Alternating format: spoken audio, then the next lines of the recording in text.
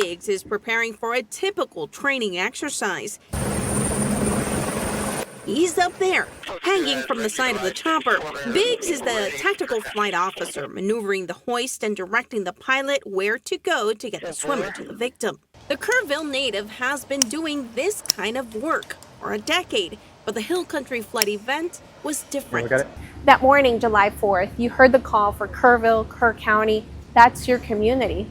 What are you thinking when you're hearing this? At first I was just, those are my people, and was, anxious to get there and help. The weather was pretty dangerous and the helicopter's navigation failed.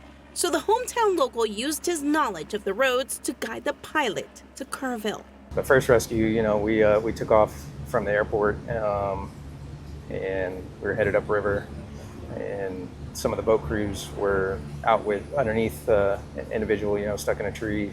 I saw it raging. Yeah. Had you ever seen the Guadalupe like that? Just like a lot of chocolate milk on a river that's typically nice and clear. Seeing his community underwater and Camp Mystic devastated made this call feel personal. What was it like for you going into Camp Mystic? I had lifeguarded there, a couple times growing up on the river. Lifeguarding campers that were there swimming, so it hit a little close to home.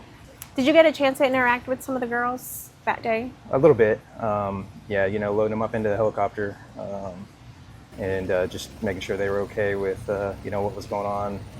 But yeah, just hearing them every time we took off, when we loaded up, 4 more girls in the aircraft each time. Every time we took off, you could hear them scream and cry once we, got overhead of the camp and saw the devastation along the river.